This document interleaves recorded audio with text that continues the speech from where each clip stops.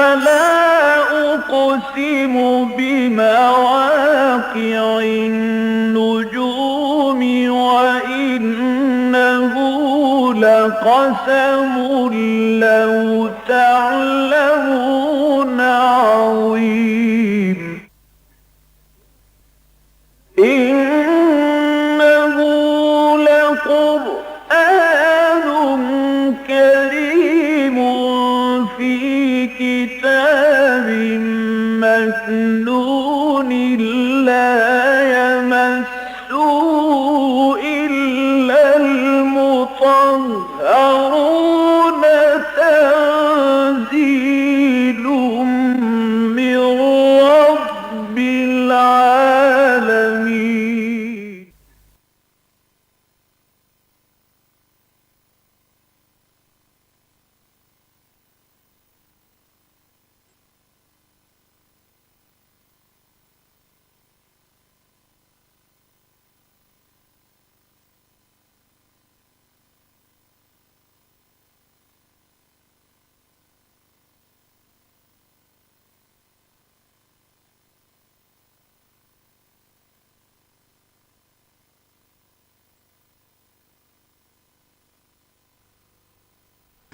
نحمده ونصلي على رسوله الكريم اما بعد فقد قال الله تبارك وتعالى كما ورد في سورة المائدة اعوذ بالله من الشيطان الرجيم بسم الله الرحمن الرحيم يا ايها الذين آمنوا لا تتخذوا اليهود والنصارى اولياء بعضهم اولياء بعض ومن يتولهم منكم فإنه منهم إن الله لا يهدي القوم الظالمين فترى الذين في قلوبهم مرض يسارعون فيهم يقولون نخشى أن تصيبنا دائرة فعسى الله أن يأتي بالفتح أو أمر من عنده فيصبحوا على ما أسروا في أنفسهم نادمين وَيَقُولُ الَّذِينَ آمَنُوا أَهَؤُلَاءِ الَّذِينَ أَقْسَمُوا بِاللَّهِ جَهْدَ أَيْمَانِهِمْ إِنَّهُمْ لَمَعَكُمْ حَبِطَتْ أَعْمَالُهُمْ فَأَصْبَحُوا خَاسِرِينَ وقال عز وجل كما ورد في نفس السورة لَتَجِدَنَّ أَشَدَّ النَّاسِ عَدَاوَةً لِلَّذِينَ آمَنُوا الْيَهُودَ وَالَّذِينَ أَشْرَكُوا وَلَتَجِدَنَّ أَقْرَبَهُمْ مَوَدَّةً لِلَّذِينَ آمَنُوا الَّذِينَ قَالُوا إِنَّا نَصَارَى ذلك بأن منهم قسيسين ورهبانا وأنهم لا يستكبرون صدق الله العظيم رب اشرح لي صدري ويسر لي أمري واحلل عقدة من لساني يفقهوا قولي اللهم ربنا ألهمنا رشدنا وأعذنا من شرور أنفسنا اللهم أرنا الحق حقا وارزقنا اتباعه وأرنا الباطل باطلا وارزقنا اجتنابه آمین یا رب العالمین۔ سورہ مائدہ کے بارے میں یہ بات میں اس سے پہلے عرض کر چکا ہوں کہ اس کی 41ویں آیت سے لے کر 86ویں آیت تک یہ سورہ مبارکہ کا قلب ہے، اہم ترین حصہ ہے۔ ان میں سے جو ہم نے آیات پڑھ لی ہیں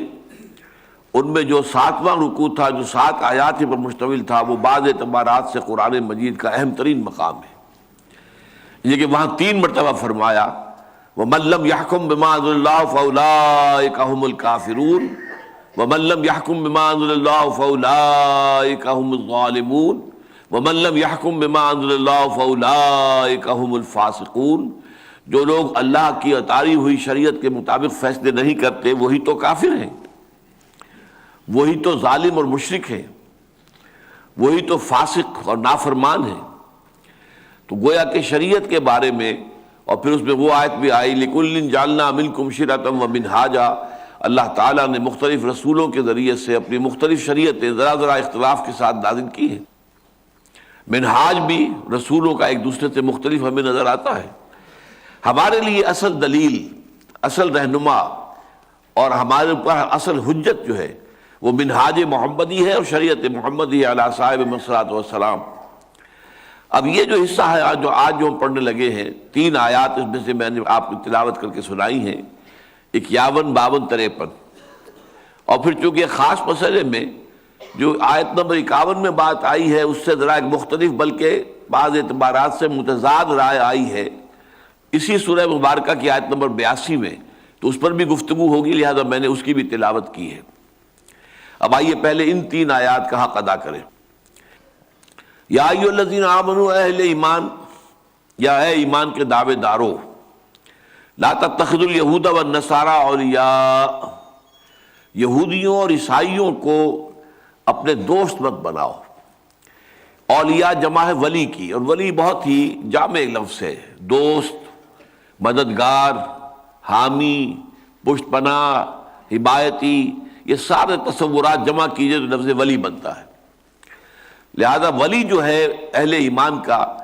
اسی سورہ مبارکہ میں اگلے رکوع میں بات آ جائے گی کہ اہل ایمان کے ولی تو اللہ ہے، اس کا رسول ہے اور اہل ایمان ہے، بس ان کا جو دائرہ ہے یہ موالات کا، باہمی موالات کا جو تعلق ہے یہ مسلمانوں کے اندر رہے گا۔ لہذا یہاں کہا جا رہا ہے کہ یہودیوں اور عیسائیوں کے اپنے دوست مت بناؤ، پشت پناہ مت بناؤ، اپنے حمایتی مت بناؤ، اپنے مددگار مت سمجھو۔ بعضهم اولیاء بعض، وہ خود ایک دوسرے کے ولی ہیں، ان کی دوستیاں آپس میں ہیں، ان کا گٹھ جوڑ آپس میں ہے۔ وہ لوگ اصل میں جو کچھ نظر آ رہے ہیں اس سے ذرا مختلف ہے، اور وہ اندر خانے ملے ہوئے ہیں، جڑے ہوئے ہیں۔ بعضهم اولیاء بعض ومن یتولہم منکم فانہ منہم، اور جو کوئی بھی تم میں سے مسلمانوں ایمان کے دعوے داروں ان کے ساتھ دوستی رکھے گا، انہیں اپنا حمایتی سمجھے گا، انہیں اپنا مددگار سمجھے گا، انہیں اپنا پشت پناہ سمجھے گا، تو اللہ کے نزدیک وہ انہی میں شمار ہوگا۔ یہودیوں سے دوستی کر رہے ہو تو تم بھی پھر یہودی ہو، عیسائیوں سے دوستی کی ہے تو پھر تم بھی عیسائیوں میں شمار کیے جاؤ گے۔ ان اللہ لا یہدی القوم الظالمین، یقیناً اللہ تعالیٰ ایسے ظالموں کو، ایسے نافرمانوں کو، ایسے حد سے گزر جانے والوں کو زبردستی ہدایت نہیں دیتا۔ لا یہدی کا ترجمہ ہمیشہ یہ ہوتا ہے کہ زبردستی نہیں کرتا، اللہ ہدایت تو دیتا ہے۔ اگر ان میں سے بھی کوئی ظالم آدمی ہے لیکن ہدایت کی کوئی طلب اس کے اندر پیدا ہو جائے تو اللہ اسے ہدایت دے دے گا۔ کوئی فاسق ہے، فاجر ہے، اگر ہدایت کی طلب اس میں پیدا ہو جائے تو اللہ اسے ہدایت دے دے گا۔ لیکن یہ ظالموں کو، فاسقوں کو، ناہنجاروں کو، اللہ کے باغیوں کو اللہ زبردستی ہدایت نہیں دیتا۔ اس لیے ظاہر بات ہے کہ اس پر تو پورا جو نظام ہے تخلیق کا پھر وہی جو ہے درہم برہم ہو جائے گا۔ اللہ نے انسان کو بنایا ہے اور یہ زندگی جو ہے دنیاوی زندگی اسے امتحان کا وقفہ دیا ہے۔ قلد میں ہستی سے تو ابھرا ہے مانند حباب، اس زیاں خانے میں تیرا امتحان ہے زندگی۔ اس امتحان میں ظاہر بات ہے کہ لازم ہے کہ ایک شخص کو اختیار ہو کہ جو راستہ وہ اختیار کرنا چاہے اس پر وہ چلے، تاکہ اسی کے مطابق اس کو جزا یا سزا ملے۔ اگر اللہ زبردستی ہدایت دے تو پھر تو وہ سوال جو جزا و سزا کا سارا فلسفہ ہے وہ باطل ہو جاتا ہے۔ اس لیے فرمایا ان اللہ لا یہدی القوم الظالمین۔ اب یہاں جو بات فرمائی گئی ہے کہ یہودیوں اور عیسائیوں کو اپنے دوست نہ بناؤ، تو اس میں اگرچہ خطاب تو ہو رہا ہے یا ایھا الذین آمنوا سے، اور میں نے بارہا عرض کیا ہے کہ قرآن مجید میں منافقوں کو کبھی بھی یا ایھا الذین نافقوا کہہ کے خطاب نہیں کیا گیا۔ وہ بھی چونکہ مسلمانوں ہی میں شامل تھے، ایمان کے دعوے دار تھے، ایمان کے مدعی تھے، مسلمانوں میں شامل تھے، حضور کی امامت میں نمازیں ادا کرتے تھے، مسجد نبوی میں آتے تھے، دعوے بھی کرتے تھے کہ ہم مسلمان ہیں۔ لہذا انہیں یا ایھا الذین نافقوا پورے قرآن میں ایک مرتبہ بھی نہیں کہا گیا۔ تو یہاں بھی در حقیقت جو روح سکون منافقین کی طرف ہے، اور یہ ہم پڑھ آئے ہیں کہ بتا دیا گیا مسلمانوں کو کہ تمہارے اندر ایسے لوگ موجود ہیں کہ جو تمہارے دشمن ہیں، جو تمہارے پاس نہیں آتے، ان کے لیے جاسوسی کرنے کے لیے تمہارے پاس آتے ہیں، تمہاری محفلوں میں بیٹھتے ہیں تاکہ تمہاری خبریں جا کے انہیں پہنچائیں اپنے شیاطین کو۔ وَإِذَا خَلَوْا إِلَىٰ شَيَاطِينِهِمْ قَالُوا إِنَّا مَعَكُمْ إِنَّمَا نَحْنُ مُسْتَهْزِئُونَ۔ مسلمانوں میں گھلتے ملتے ہیں صرف دکھاوے کے لیے، اصل میں وہ آتے ہیں شرارتوں کے لیے، کوئی مواد حاصل کرنے کے لیے۔ تو فرمایا کہ انہی کی طرف سے خطاب ہو رہا ہے کہ اے وہ لوگوں جو ایمان کے دعوے دار ہو، دیکھو اپنے رویے پر، اپنی روش پر نظر ثانی کر لو اور اس کی اصلاح کر لو، اس سے پہلے کہ اللہ کی کوئی بڑی پکڑ آ جائے۔ یہودیوں کو اور عیسائیوں کو اپنا دوست، اپنا پشت پناہ، اپنا حمایتی، اپنا مددگار نہ سمجھو، نہ بناؤ۔ یہ لوگ آپس میں ان کا گٹھ جوڑ ہے، ان کی دوستی آپس میں ہے۔ اسی میں اصل میں آپ کو میں بعد میں بتاؤں گا کہ اسی اعتبار سے ذرا سی مختلف صورتحال ہے جسے کوئی شخص چاہے تو متضاد بھی کہہ سکتا ہے، جو آیت نمبر 82 میں آ رہی ہے۔ یہاں وہ اس کا ذکر میں پھر بعد میں کروں گا، ان کا پہلے ہم ان 3 آیات کا حق ادا کر لیں۔ وَمَن يَتَوَلَّهُم مِّنكُمْ فَإِنَّهُ مِنْهُمْ، جو کوئی تم میں سے ان کے ساتھ دوستی کا، ان کے ساتھ جو ہے دلی محبت کا رشتہ استوار کرے گا تو اللہ تعالیٰ جو ہے ان کو انہی میں شمار کرے گا، پھر وہ یہودیوں میں اور عیسائیوں ہی میں شمار ہوگا۔ ان اللہ لا یہدی القوم الظالمین، اللہ تعالیٰ ایسے ظالموں کو زبردستی ہدایت نہیں دیتا۔ فَتَرَى الَّذِينَ فِي قُلُوبِهِم مَرَضٌ، تو تم دیکھتے ہو کہ وہ لوگ کہ جن کے دلوں میں مرض ہے، بیماری ہے، روگ ہے، اس سے مراد ہے نفاق۔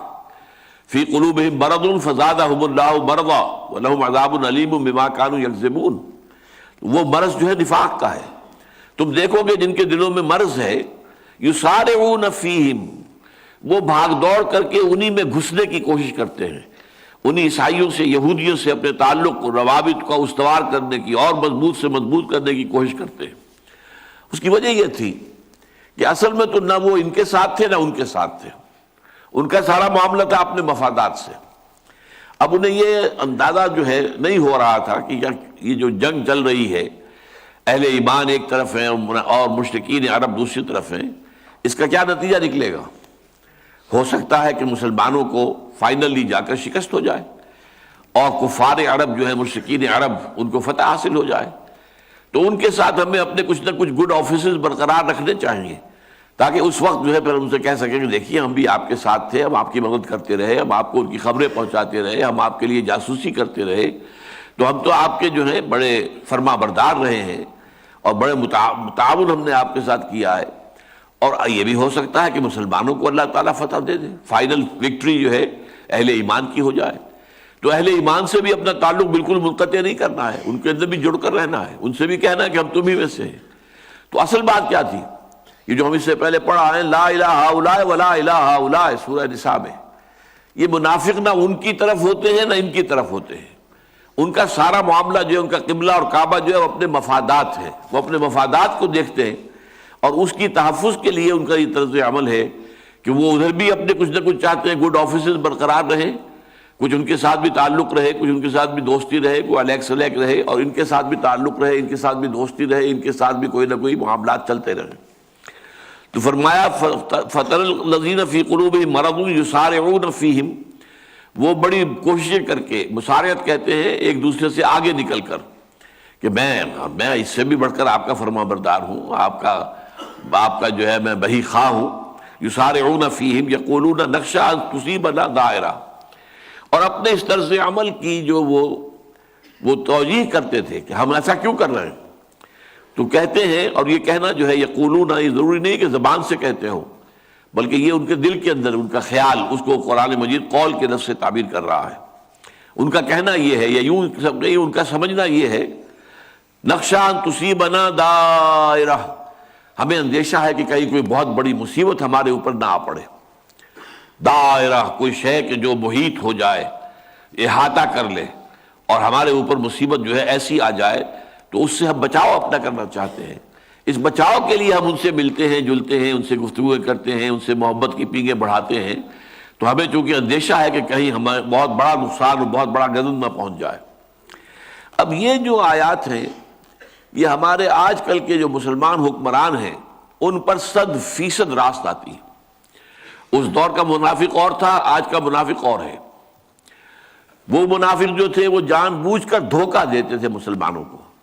یہ سب کے سب لوگ کیا ہیں، یہ کوئی دل سے جو ہے، یہ نہیں ہے کہ مسلمان نہ ہو، مسلمان تو ان کو وہ ہیں، کہتے ہیں مسلمان ہیں اور غلط نہیں کہتے، لیکن حقیقت ایمان سے محروم ہے۔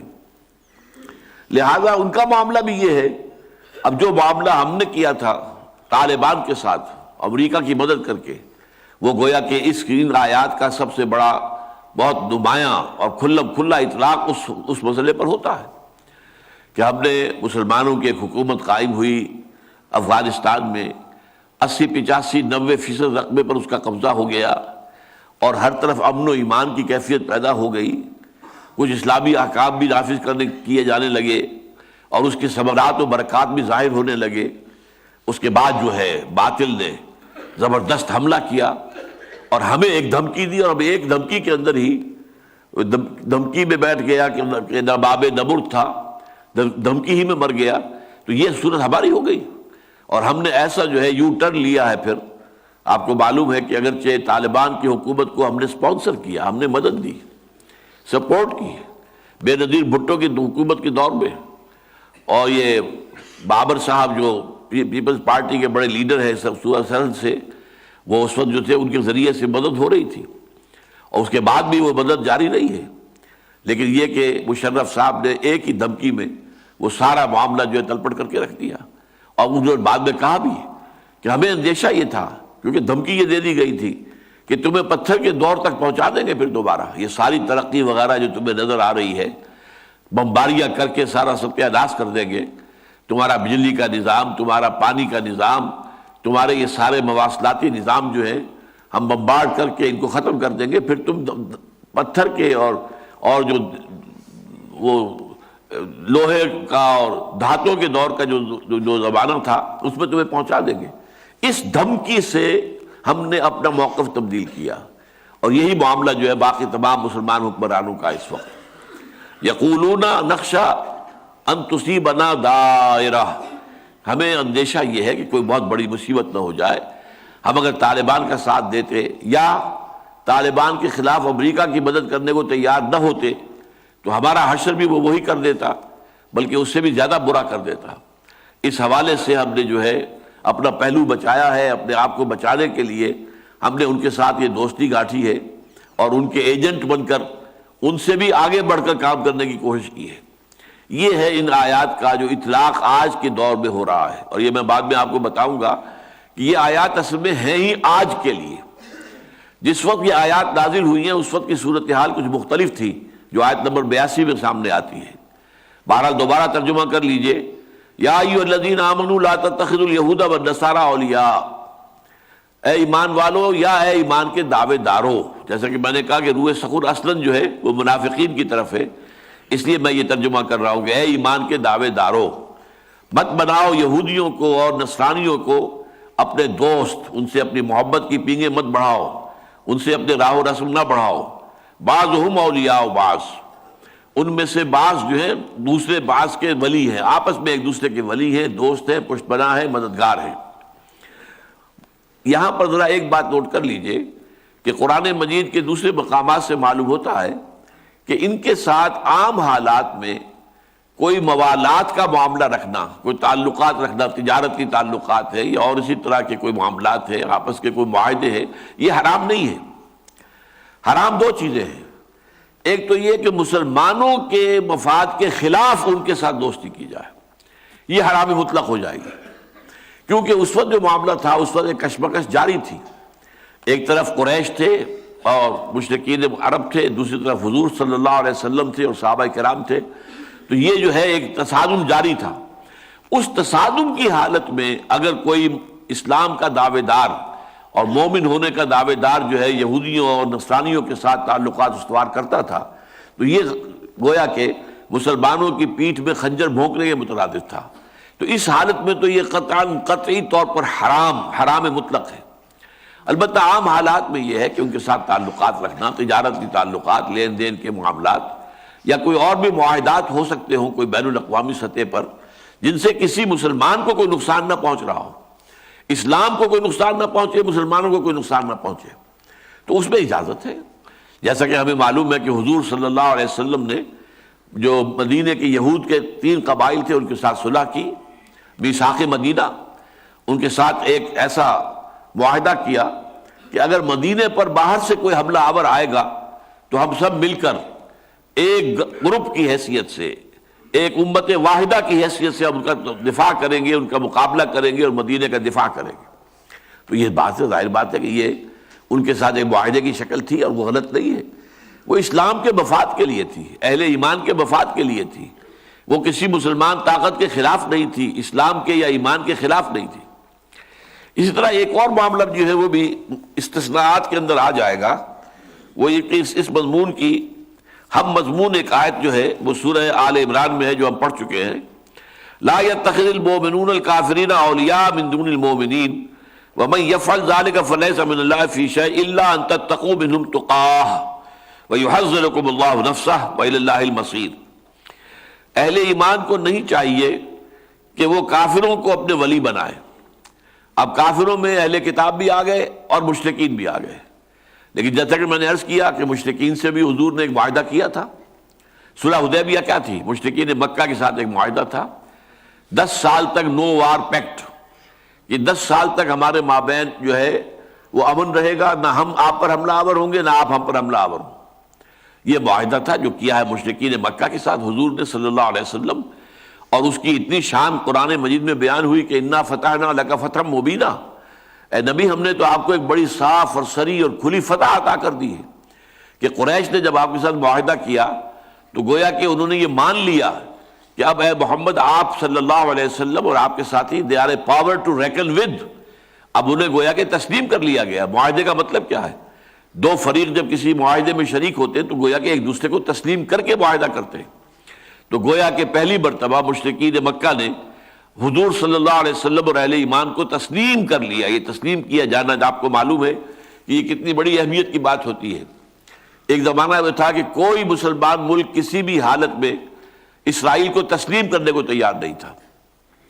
پہلا معاملہ اس میں جو ہوا وہ سادات نے کیا، مصر کے صدر نے، تو سب تمام عالم اسلام میں اس پر تھو تھو ہوئی اور اس کی بڑی تنقید اس پر کی گئی کہ اس نے غلط کام کیا ہے۔ پھر یہی کام جو ہے وہ اردن کے بادشاہ نے کیا۔ اب یہ ہے کہ ایک آفر موجود ہے، اب جو شاہ عبداللہ ہیں سعودی عرب کے، ان کی آفر موجود ہے کہ اگر اسرائیل سن 67 کی حدود کے اندر واپس چلا جائے، یعنی اسرائیل جو قائم ہوا تھا سن 48 میں، تو جو اس کی حدود اس وقت تھی، 1967 کی جنگ میں اس نے اپنی حدود بڑھا لی اور بہت سے وہ علاقے قبضہ لیے کہ جو دوسروں کے قبضے میں تھے۔ سینائی پینسولا تھا، پیننسولا،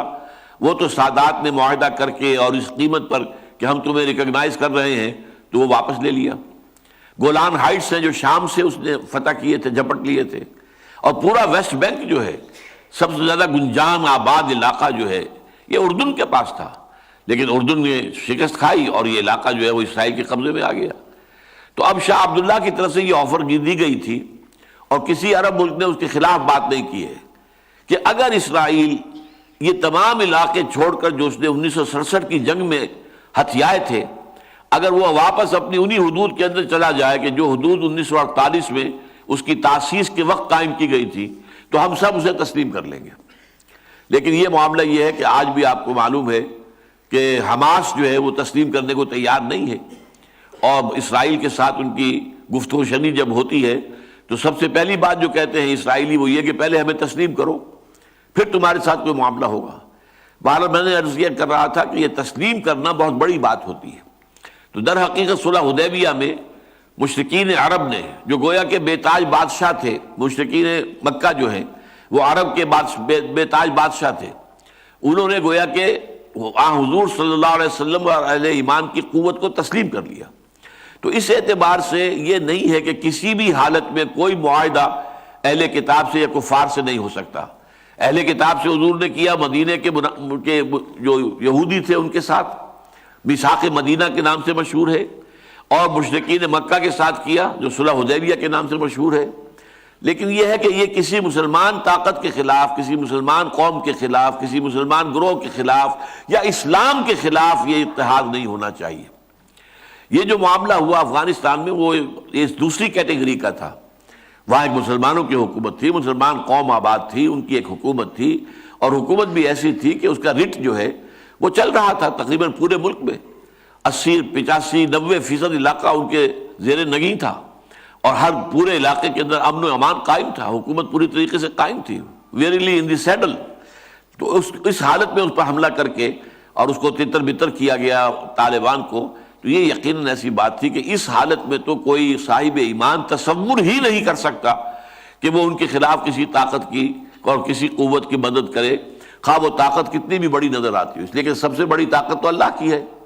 بندہ مومن کا تعلق اللہ کے ساتھ ہوتا ہے، چاہے سول سپریم پاور اور ارتھ اس وقت امریکہ ہے، لیکن یہ کہ حقیقت میں جو civil supreme power of the universe ہے وہ تو اللہ تعالیٰ ہے۔ جیسے کہتے ہیں فوق کل ذی علم علیم، تو ہر طاقتور کے اوپر ایک طاقتور موجود ہے، اور تمام طاقتوروں کے اوپر سب سے بڑا طاقتور اللہ ہے۔ اس حوالے سے البتہ ایک اور تیسری شکل ہو سکتی ہے۔ میں نے عرض کیا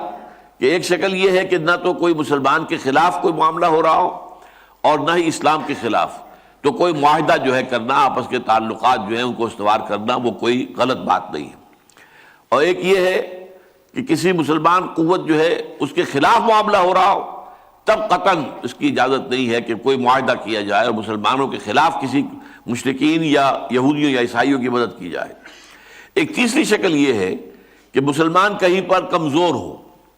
اور انہیں حکومت کا یا جو بھی آس پاس کی طاقتور قوتیں ہیں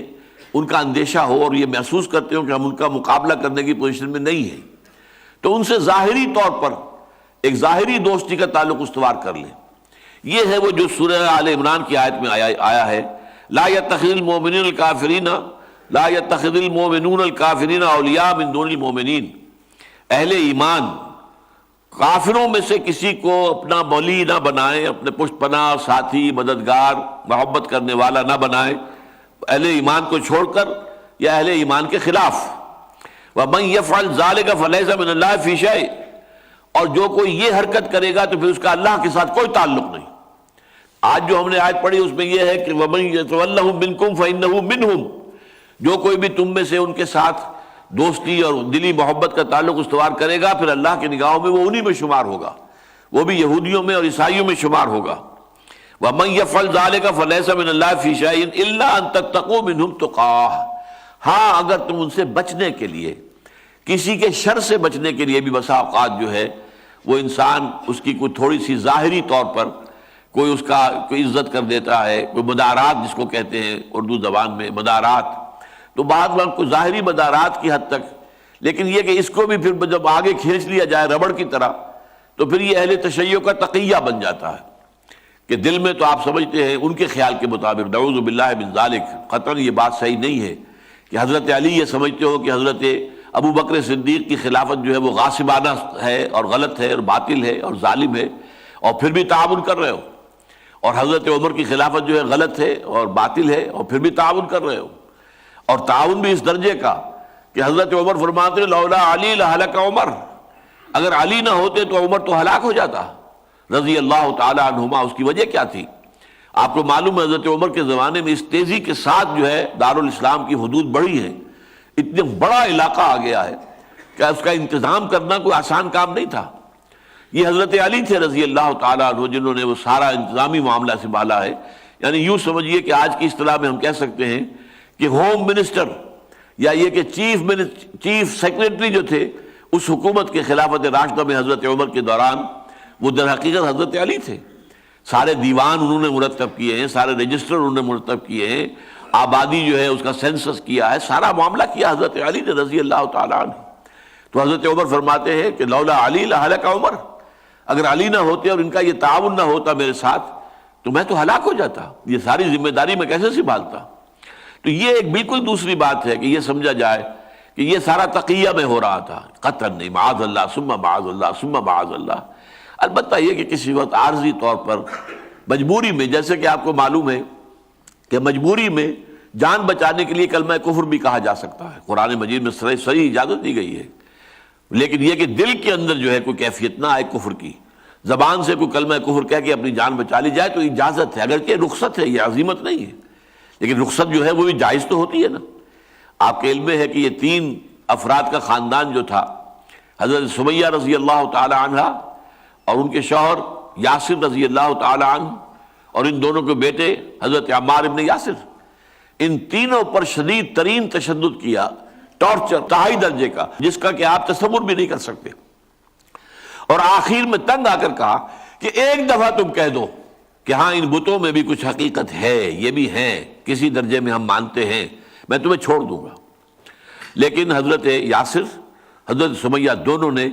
یہ کلمہ کفر زبان سے نکالنے سے انکار کر دیا، جان دے دی، اس نے ہلاک کر دیا۔ لیکن حضرت عمار ابن یاسر نوجوان تھے، بس ان سے جھیلا نہیں گیا، انہوں نے کلمہ کفر کہہ کر جان بچا لی۔ پھر اس کے اوپر اتنی پشیمانی طاری ہوئی کہ انہوں نے اپنے آپ کو ایک ستون سے باندھ لیا اور کہا کہ اب یہاں سے تو حضور خود آ کر اگر مجھے کھولیں گے تو میں کھلوں گا، ورنہ میں یہیں پر جان دے دوں گا۔ اتنا صدمہ ہوا انہیں کہ میں نے یہ کیا کیا، کیا کر بیٹھا میں، ایسی شدید پشیمانی۔ حضور تشریف لائے، آپ نے اپنے ہاتھ سے کھولا کہ ٹھیک ہے عمار، یہ بھی اس کی بھی اجازت ہے، جو کچھ تمہارے والدین نے کیا ہے وہ تو بہت اونچا مقام حاصل کر لیا انہوں نے، بہت بلند عظیمت کا مقام، لیکن یہ کہ رخصت یہ موجود ہے کہ دل میں کوئی بات نہ ہو، لیکن یہ کہ زبان سے صرف کلمہ کفر کہہ کے جان بچا لی جائے تو اس کی اجازت ہے۔ تو اس معنی میں الا ان تتقوا منهم تقاہ ويحذركم اللہ نفسہ، اب اس میں پتہ کی بات کیا کہی، اللہ تمہیں اپنے آپ سے ڈراتا ہے، اللہ سے ڈرو، کسی اور سے نہ ڈرو۔ یہ کتنی ہی طاقتور نظر آ رہے ہوں، ظاہر بات ہے کہ اللہ تعالیٰ ان سے زیادہ طاقتور ہے، اس کے ساتھ جڑے رہو، اس کے ساتھ اپنے تعلق کو قائم رکھو۔ وَإِلَى اللَّهِ الْمَصِيرُ، بالآخر تو اللہ ہی کی طرف تمہیں لوٹ کر جانا ہے۔ اب پھر آ جائیے انہی 3 آیات کی طرف جو آج ہمارے عزیز درس ہیں۔ یا ایھا الذین آمنوا لا تتخذوا اليہود والنصارى اولیاء بعضهم اولیاء بعض، اے ایمان کے دعوے دارو، یہودیوں اور عیسائیوں کو اپنے دوست مت بناؤ، وہ خود ایک دوسرے کے دوست ہیں، اور جو کوئی بھی دوستی کرے گا ان سے، تعلقات استوار کرے گا ان سے، فَإِنَّهُ مِنْهُمْ، وہ انہی میں شمار ہوگا۔ ان اللہ لا یہدی القوم الظالمین، اللہ تعالیٰ ظالموں کو زبردستی ہدایت نہیں دیتا۔ فَتَرَى الَّذِينَ فِي قُلُوبِهِم مَّرَضٌ يُسَارِعُونَ فِيهِمْ يَقُولُونَ نَخْشَىٰ أَن تُصِيبَنَا دَائِرَةٌ، تو تم دیکھتے ہو کہ جن لوگوں کے دلوں میں مرض ہے، روگ ہے، یا تو نفاق ہے، یا ایمان اگر ہے تو اتنا کمزور ہے کہ وہ انہیں کسی اچھے طرز عمل پر آمادہ نہیں کر سکتا، صبر اور مصابرت کی تلقین نہیں کرتا، تو وہ انہی کے اندر گھسے جا رہے ہیں اور گھسے جا رہے ہیں، وہ ٹھوکریں مار رہے ہیں۔ آپ نے دیکھا کتنی مرتبہ کتنا کچھ کیا ہے ہماری حکومت نے طالبان کے خلاف، خاص طور پر القاعدہ کے، وہ بیچارے مسلمان جو اس زمانے میں جبکہ روسیوں کے خلاف جنگ جاری تھی اور پوری دنیا میں غلغلہ بلند ہو گیا تھا کہ جہاد فی سبیل اللہ ہو رہا ہے، جہاد فی سبیل اللہ ہو رہا ہے، جہاد فی سبیل اللہ ہو رہا ہے، تو وہاں سے لوگ چل کر آئے ہیں، کوئی الجزائر سے چلا آ رہا ہے، کوئی لیبیا سے چلا آ رہا ہے، کوئی سعودی عرب سے چلا آ رہا ہے، عرب ممالک کے لوگ آئے، اور پاکستان سے بھی بہت سے لوگ گئے، بہت سے گئے۔ تو یہ لوگ اب جب وہ چلا گیا روس، اب اس کے بعد جو آپس کی خانہ جنگی شروع ہوئی، اب یہ بیچارے نہ ادھر کے رہے نہ ادھر کے رہے،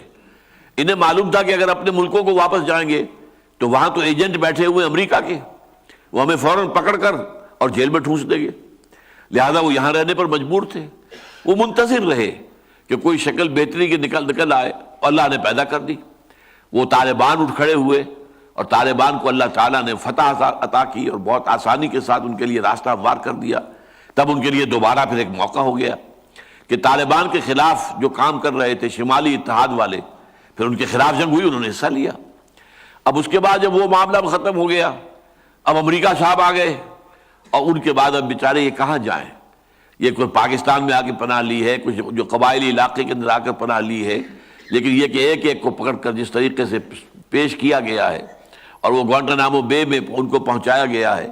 یا انہیں قتل کیا گیا ہے، ان کو اوپر جو ہے ملٹری ایکشن کیا گیا ہے، یہ سارا کام کیا ہے؟ یسارعون فیہم، ہم ان کے لیے کوشش کر رہے ہیں۔ امریکہ سے بڑھ کر حمایتی بن گئے، اور ان کا حال یہ کہ ہم جو بھی کچھ کر لیں وہ کہتے ہیں do more do more do more, اور کرو اور کرو اور کرو، اور تہس نہس کر دو ان طالبان کو، اور جو بھی ان کے ہمدرد ہیں قبائلی علاقے میں ان کو برباد کر دو۔ باجوڑ میں ابھی جو بمباری ہوئی ہے وہ یقیناً امریکہ نے کی ہے، ہماری حکومت نے اس کی ذمہ داری خود لے لی تاکہ امریکہ کو بری کر دیں، لیکن یہ کہ اصل میں تو صاف ظاہر ہے اگر پاکستان کو کارروائی کرنی ہوتی تو وہ لینڈ فورسز بھیجتا، وہ علاقے میں جاتا، وہ اس کا اپنا ملک تھا، اس کی فورسز کو روکنے والا وہاں کوئی نہیں تھا، جو علاقہ تھا اس کا محاصرہ کر لیتے، وہاں پر پوری طرح چھان بین کرتے، ایک ایک گھر کی تلاشی لے لیتے، سارا کام کر سکتے تھے۔ پھر اگر کہیں وہاں پکڑے جاتے کچھ لوگ تو انہیں چاہے برطانیہ امریکہ کے حوالے کرتے یا خود ان پر مقدمہ چلاتے، لیکن یہ جو ہوا ہے وہ تو یقیناً کیا امریکہ نے، لیکن اس کا الزام خود ہم نے لے لیا تاکہ امریکہ پر بات نہ آئے، حرف نہ آئے۔ تو یہ حال ہے ہمارا، اور جیسا کہ میں نے عرض کیا کہ معلوم ہوتا ہے کہ یہ 2 آیات جو ہیں یہ تو خالص آج کے اس دور کے اوپر منطبق ہونے کے لیے نازل کی گئی ہیں۔ فَتَرَى الَّذِينَ فِي قُلُوبِهِم مَّرَضٌ يُسَارِعُونَ فِيهِمْ يَقُولُونَ نَخْشَىٰ أَن تُصِيبَنَا دَائِرَةٌ فَعَسَى اللَّهُ أَن يَأْتِيَ بِالْفَتْحِ أَوْ أَمْرٍ مِّنْ عِندِهِ، تو ہو سکتا ہے بلکہ عصا یہاں معنی دے رہا ہے یقیناً ایسا ہوگا کہ اللہ تعالیٰ اہل ایمان کو آخر میں فتح عطا کر دے گا، یا اور کوئی ایسی نشانی ظاہر کر دے گا اپنی طرف سے کہ پھر انہیں ندامت کا سامنا رہے گا، علی ما اسروا فی انفسہم نادمین، جو کچھ انہوں نے اپنے دلوں میں چھپایا ہوا تھا، نفاق اور خوف جو تھا کفار کا، وہ اس کو اللہ تعالیٰ ظاہر کر دے گا، اس پر پھر یہ نادم ہو جائیں گے۔ حقیقت جب کھل جائے گی تو معلوم ہوا کہ اب ہم تو نہ ادھر کے رہے نہ ادھر کے رہے، ندامت کے سوا کوئی چارہ کار نہیں رہے گا۔ وَيَقُولُ الَّذِينَ آمَنُوا أَهَٰؤُلَاءِ الَّذِينَ أَقْسَمُوا بِاللَّهِ جَهْدَ أَيْمَانِهِمْ إِنَّهُمْ لَمَعَكُمْ، اور اس وقت اہل ایمان کہیں گے اچھا یہ ہیں وہ لوگ، یہ تو بڑے دیندار بھی بنے پھرتے تھے، یہ نماز بھی مسجد میں پڑھتے تھے، بڑے خشوع و خضوع کے ساتھ پڑھتے تھے دکھاوے کے لیے، یہ ہیں وہ لوگ جو اپنے امکان بھر قسمیں کھا کھا کر کہا کرتے تھے کہ ہم تمہارے ہی میں سے ہیں، ہم تم ہی میں سے ہیں، جَهْدَ أَيْمَانِهِمْ إِنَّهُمْ لَمَعَكُمْ حَبِطَتْ أَعْمَالُهُمْ فَأَصْبَحُوا خَاسِرِينَ، ان کے سارے اعمال، وہ جو نمازیں پڑھتے تھے مسجد نبوی میں آ کر حضور کی امامت میں،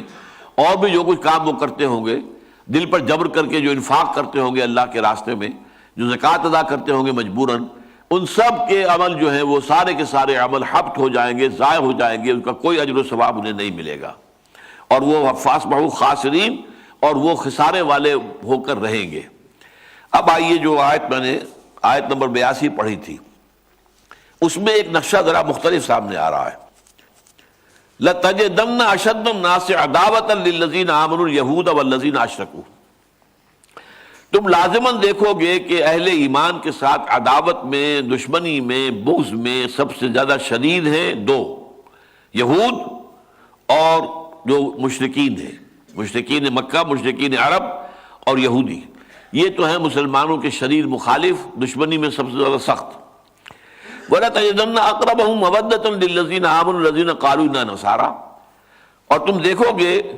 کہ قریب ترین جو ہے دوستی میں، مودت میں، محبت میں اہل ایمان سے، وہ ہیں جو کہتے ہیں کہ ہم نصارہ ہیں۔ اب یہاں پر بات نظر آ رہی ہے ذرا مختلف ہے کہ یہود کا طرز عمل کچھ اور تھا اور نصارہ کا کچھ اور تھا، اور واقعہ یہ ہے کہ جب قرآن نازل ہوا ہے اس وقت یہ صورتحال تھی جو اس آیت کے اندر سامنے آئی ہے۔ حضور کی پوری جو حیات طیبہ ہے اس میں نصرانیوں کے ساتھ، عیسائیوں کے ساتھ کوئی تصادم نہیں ہوا، بلکہ یہ کہ بعض اعتبارات سے نصرانیوں نے مدد کی ہے۔ حضرت نجاشی کے دربار میں مسلمان چلے گئے ہیں، وہاں اس نے پناہ دی ہے، اور اگرچہ قریش کا وفد گیا ہے اور بڑا جو سمجھیے ایک ہائی لیول ایک وفد گیا ہے، اور اس میں عمرو بن العاص جو بعد میں ایمان لے آئے ہیں رضی اللہ تعالی عنہ، وہ صدر تھے اس کے، وہ اس کے سربراہ تھے اس وفد کے، تو انہوں نے یہ مطالبہ کیا یہ کچھ بھگوڑے ہیں، یہ جو آ گئے ہیں مہاجر بن کر یہاں پر آپ کے ہاں آ کر پناہ گزین ہو گئے ہیں، یہ ہمارے بھگوڑے ہیں، ان کو ہمارے حوالے کر دیجیے۔ اس اللہ کے بندے نے کس طریقے سے، آپ کے سارا واقعہ آپ نے سنا ہوگا، پڑھا ہوگا کہ پہلے تو وہ کچھ آمادہ ہو گیا تھا، لیکن پھر حضرت جعفر طیار رضی اللہ تعالی عنہ نے کھڑے ہو کر وہاں پر تقریر کی اور سورہ مریم کی آیات پڑھ کر سنائی، جس میں حضرت عیسیٰ اور حضرت مریم کا ذکر ہے کہ حضرت مریم، حضرت عیسیٰ کی اصل حیثیت کیا ہے۔ آپ کو معلوم ہے کہ عیسائی تو انہیں خدا کا بیٹا کہہ رہے تھے، تو عمرو بن العاص نے یہی کہا اس وقت کہ دیکھیے یہ لوگ جو ہیں وہ آپ جن کو خدا کا بیٹا کہتے ہیں، یہ کہتے ہیں نہیں وہ عام انسان تھا، وہ خدا کا بیٹا نہیں تھا۔ تو وہ چاہتا تھا کہ کسی طریقے سے یہ غضب بھڑکے اس کا، اور غصے میں آ کر یہ مسلمانوں کو یا تو خود تہہ تیغ کر دے یا ہمارے حوالے کر دے کہ پھر ہم ان کے ساتھ جو چاہے کریں۔ لیکن جب سورہ مریم کی آیات اس نے سنی ہیں تو یہ بھی روایت میں آواز میں آتا ہے اس کی آنکھوں سے آنسو آئے ہیں، اور اس نے زمین سے ایک تنکا اٹھایا اور کہا کہ جو کچھ ان آیات میں عیسیٰ کے بارے میں کہا گیا ہے، عیسیٰ اس سے تنکا بھر بھی زیادہ نہیں تھے، یہ حقیقت ہے جو بیان ہوئی ہے۔ اور پھر اس نے کہا کہ اے مسلمانوں تم یہاں رہو، آرام سے رہو، تمہارے لیے یہ امن ہے، سکون ہے، اور کہہ دیا عمرو بن العاص سے کہ تم اگر کوہ احد جتنا سونا بھی پیش کرو گے تو ان کے لیے فدیہ کے طور پر دو گے کہ ہم چھوڑ دیں کہ تمہیں دے دیں واپس، تب بھی نہیں دو گے۔ تو یہ صورتحال ہے کہ یہ طرز عمل تھا۔ پھر جب آپ کو معلوم ہے کہ ساری جنگیں جو ہوئی ہیں اور سارے تصادم جو ہوا ہے وہ یہودیوں کے ساتھ ہوا ہے، یہودی بنو قریظہ کے، بنو قینقاع کے، بنو نذیر کے جو مدینے کے اندر تھے، وقتاً فوقتاً انہوں نے اس معاہدے کی خلاف ورزی کی جو حضور نے مدینے آتے ہی ان سے کر لیا تھا، اور اس کی سزا ان کو دی گئی۔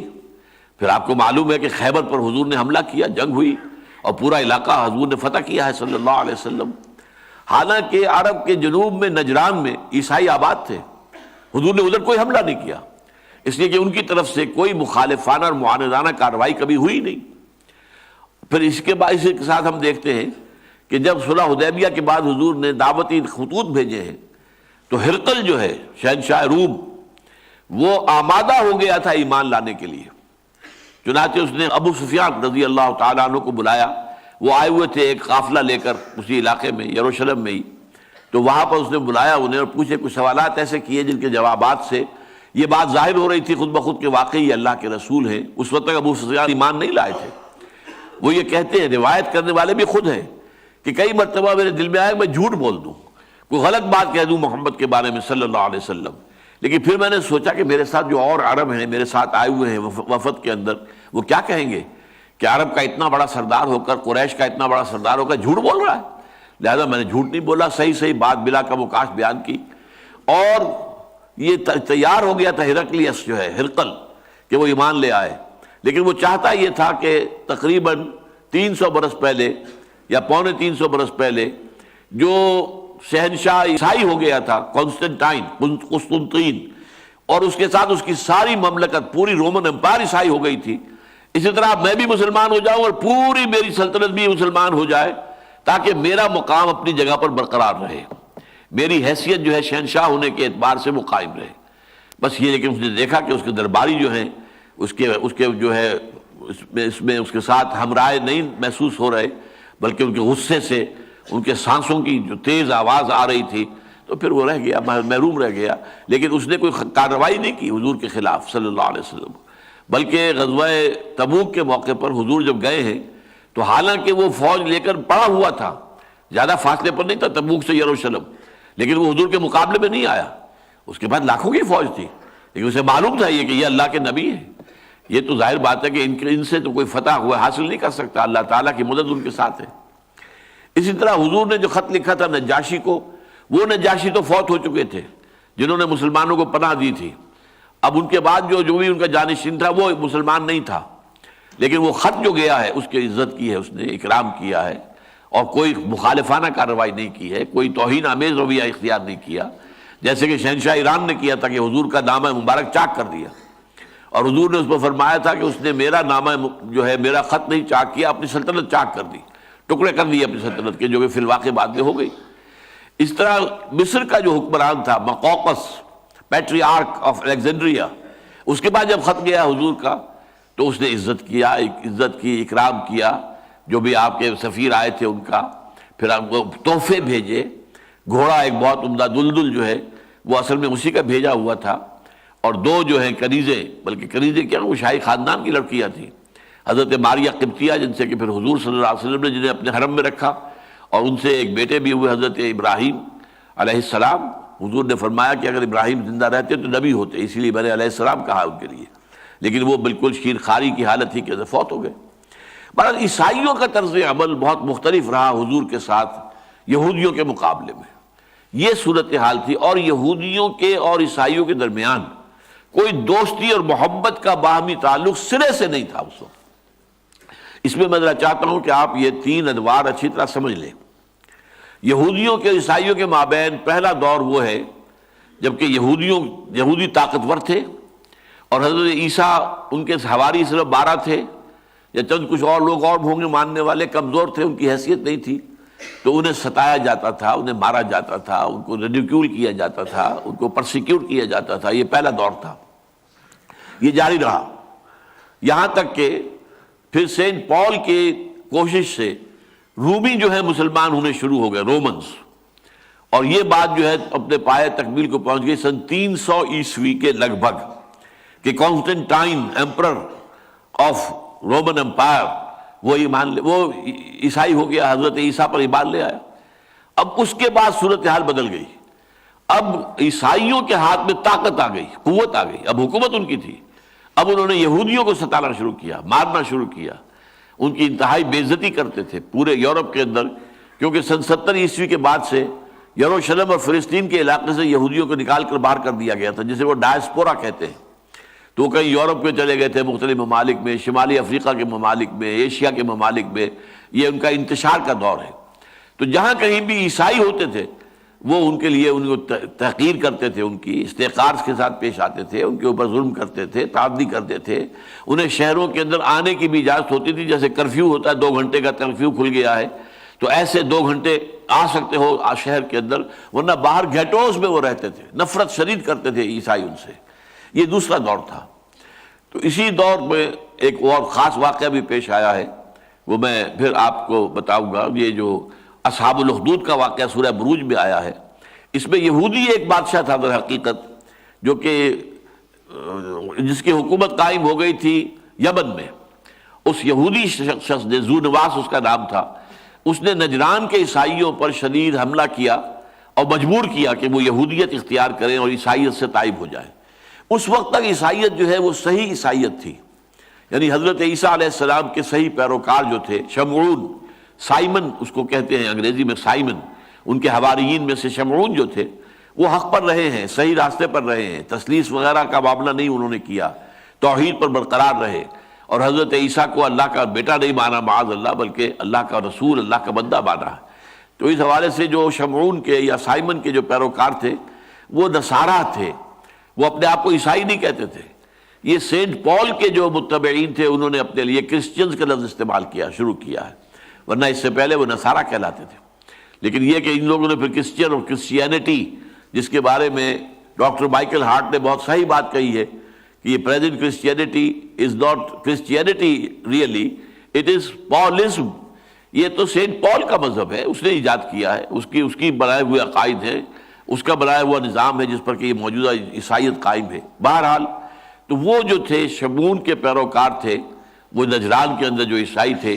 تو ان کو مجبور کیا کہ وہ واپس آئیں پھریں اور یہودی ہو جائیں۔ انہوں نے انکار کیا تو بڑے بڑی کھائیاں کھودی گئیں، ان کھائیوں کو آگ سے بھرا گیا اور ان میں جو ہے ان کو زندہ جلایا گیا، پھینکا گیا، آگ کے اندر جلایا گیا۔ یہ واقعہ جو ہے وَالسَّمَاءِ ذَاتِ الْبُرُوجِ وَالْيَوْمِ الْمَوْعُودِ وَشَاهِدٍ وَمَشْهُودٍ قُتِلَ أَصْحَابُ الْأُخْدُودِ النَّارِ ذَاتِ الْوَقُودِ إِذْ هُمْ عَلَيْهَا قُعُودٌ وَهُمْ عَلَىٰ مَا يَفْعَلُونَ بِالْمُؤْمِنِينَ شُهُودٌ۔ یہ واقعہ جو پیش قرآن مجید میں تفصیل سے آیا ہے سورہ بروج کے اندر، یہ کیا تھا؟ یہ عیسائیوں اور یہودیوں کی آپس کی دشمنی۔ تو گویا کہ اس پورے عرصے میں ان میں دوستی کبھی نہیں رہی، دشمنی رہی ہے۔ ایک عرصہ وہ تھا کہ یہودیوں کا غلبہ تھا اور عیسائیوں کو مارتے تھے، پھر ایک طویل عرصہ وہ آیا ہے کہ اب عیسائیوں کو غلبہ ہو گیا اور انہوں نے یہودیوں کو ستایا اور مارا۔ لیکن اس کے بعد اب تیسرا ٹرن جو آیا ہے اس میں، وہ آج سے کوئی 200-250 برس قبل جب رینیسنس ہوا ہے یورپ میں، جسے کہتے ہیں احیاء العلوم بھی، اور تحریک اصلاح مذہب۔ تحریک اصلاح مذہب کے نتیجے میں کیا ہوا؟ کرسچینٹی 2 حصوں میں تقسیم ہو گئی، پروٹیسٹنٹس اور کیتھولکس۔ ایک تیسرا بھی ہے جس کو یہ آرتھوڈاکس کہتے ہیں، لیکن وہ بہت ہی معمولی تعداد کے اندر ہے، ایسٹرن آرتھوڈاکس۔ اصل میں جو ہے سب سے زیادہ بڑی تعداد میں آج بھی رومن کیتھولکس ہیں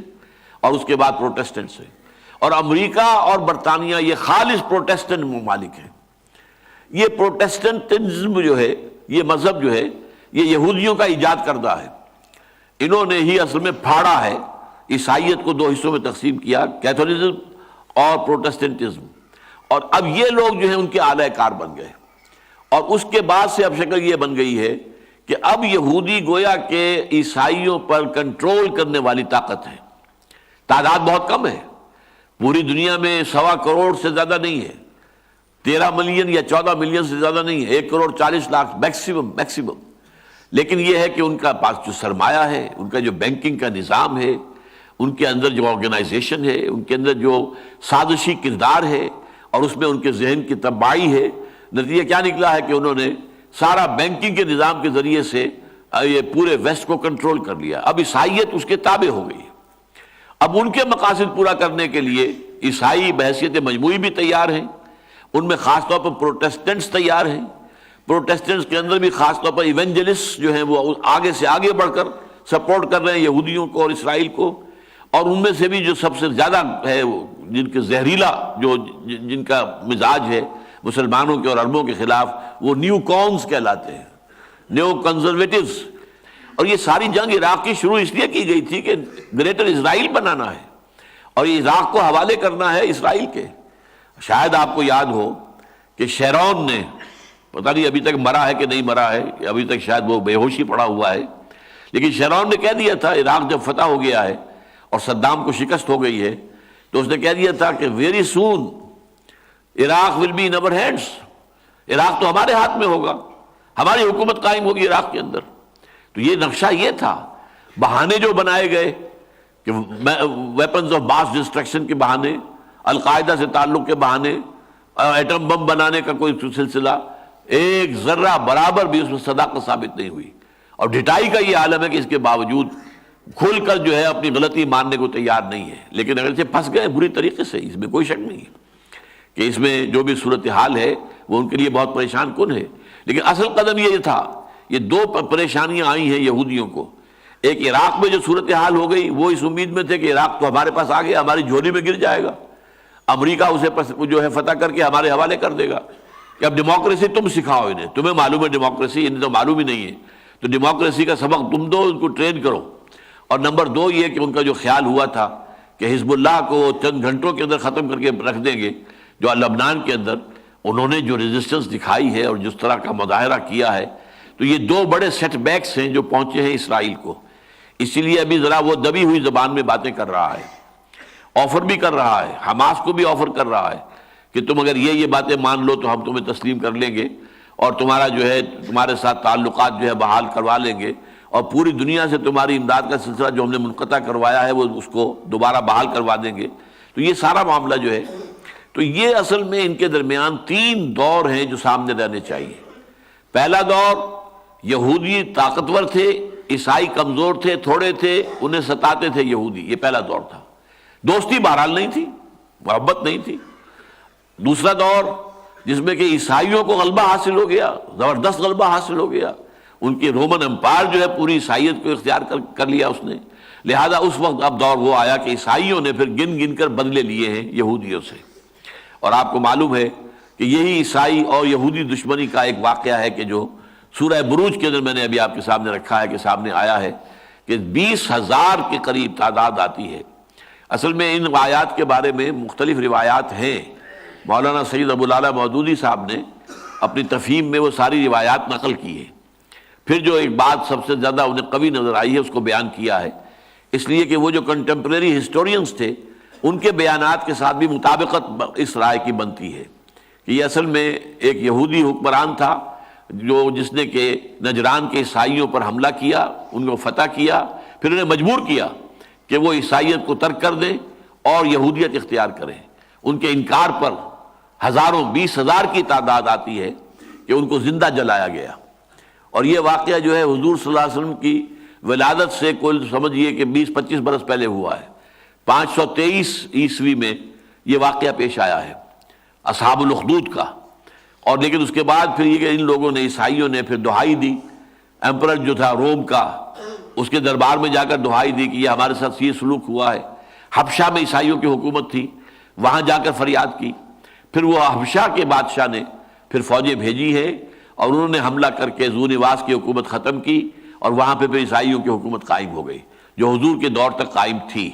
اور آپ کو معلوم ہے کہ جس سال حضور کی ولادت ہوئی ہے وہ ابرہہ تھا، وہی یمن کا وہ حبشی جو ہے وہ حکمران جو آیا تھا ہاتھی لے کر اور بڑی فوج لے کر خانہ کعبہ کو گرانے کے لیے، منہدم کرنے کے لیے۔ تو وَرَأَيْتَ الَّذِي، وہ جو آپ نے پڑھا، أَلَمْ تَرَ كَيْفَ فَعَلَ رَبُّكَ بِأَصْحَابِ الْفِيلِ أَلَمْ يَجْعَلْ كَيْدَهُمْ فِي تَضْلِيلٍ وَأَرْسَلَ عَلَيْهِمْ طَيْرًا أَبَابِيلَ، یہ واقعہ ان کا ہے کہ جو سامنے آتا ہے۔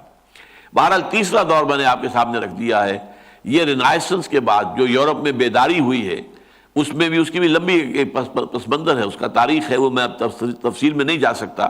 تو اس کے اندر یہ ہے کہ رفتہ رفتہ یہودیوں نے عیسائیوں کو گویا کہ فتح کر لیا ہے۔ اب یہودیوں کے ہاتھ میں کھلونا ہے عیسائی، دی سول سپریم پاور آن ارتھ جو ہے وہ اس کی جو ہے ہاتھ میں، اس کی جو ہے ساری پالیسیاں جو ہیں وہ ساری کی ساری کنٹرول ہوتی ہیں یہودی، نیو کونز خاص طور پر، اور جو یہودیوں اور یہودی ہیں۔ تو اس حوالے سے یہ بات جو ہے کہ بعضهم اولیاء بعض، یہ اب ہوئی ہے۔ اسی لیے میں نے کہا تھا کہ یہ جو اس سورہ مائدہ کی آیات 51-52 ہے، اس کا صحیح ترین اطلاق آج ہوتا ہے۔ گویا کہ جس وقت قرآن نازل ہوا ہے اس وقت یہ پیشن گوئی کے درجے میں تھی کہ ایک وقت آئے گا کہ یہ بالکل ایک دوسرے کے ساتھ ہو جائیں گے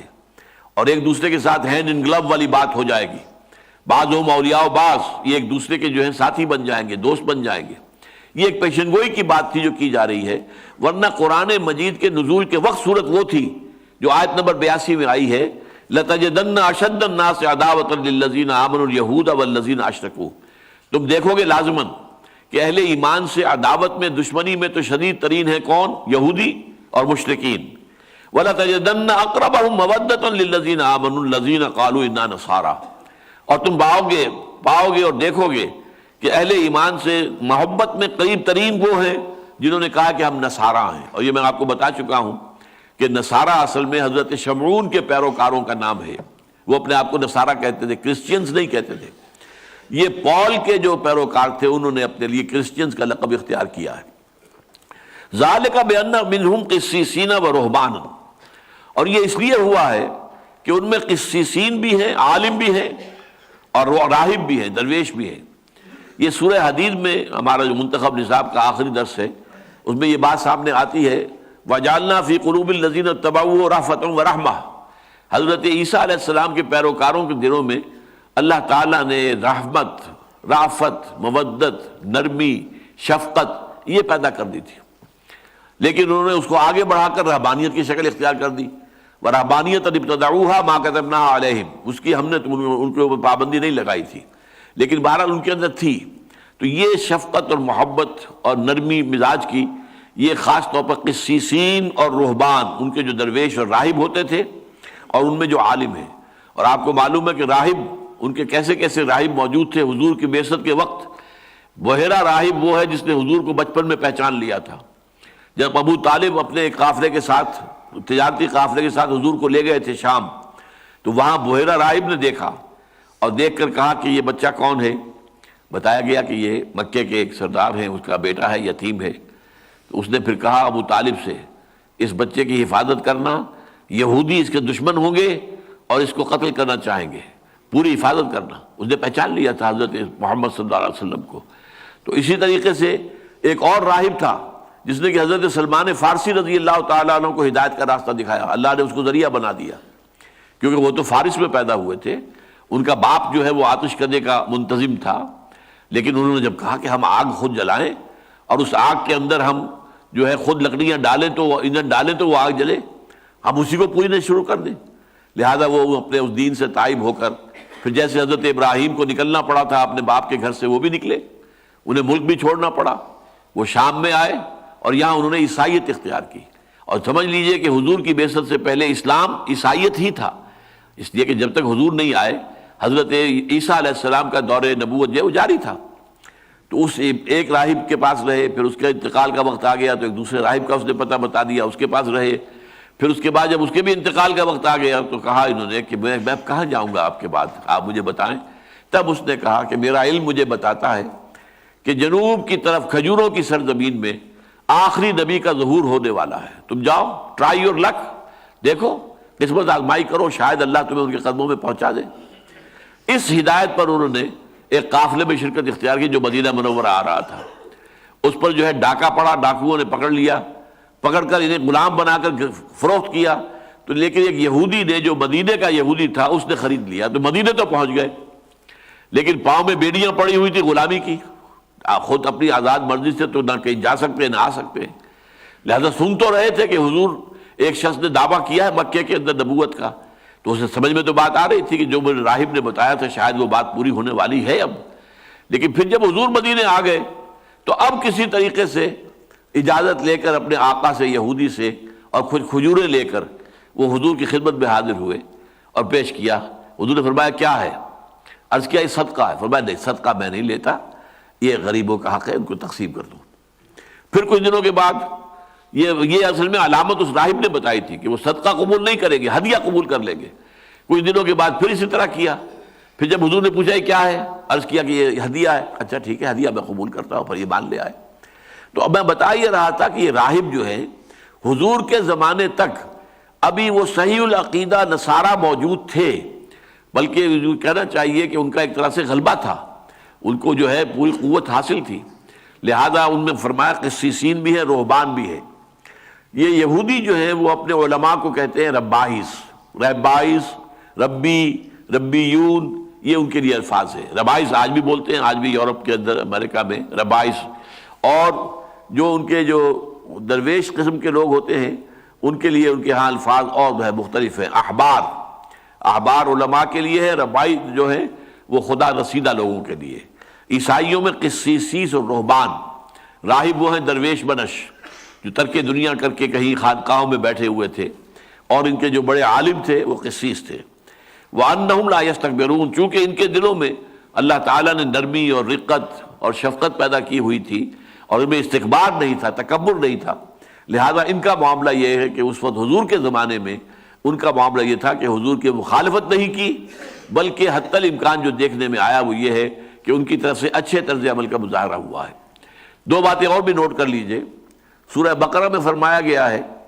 قالت الیہود لیست النصارى علی شیء وقالت النصارى لیست الیہود علی شیء وہم یتلون الکتاب۔ یہ یہودی کہتے ہیں کہ نصارہ کی کوئی حقیقت نہیں ہے، ان کی کوئی بنیاد ہی نہیں، جڑ ہی نہیں ہے،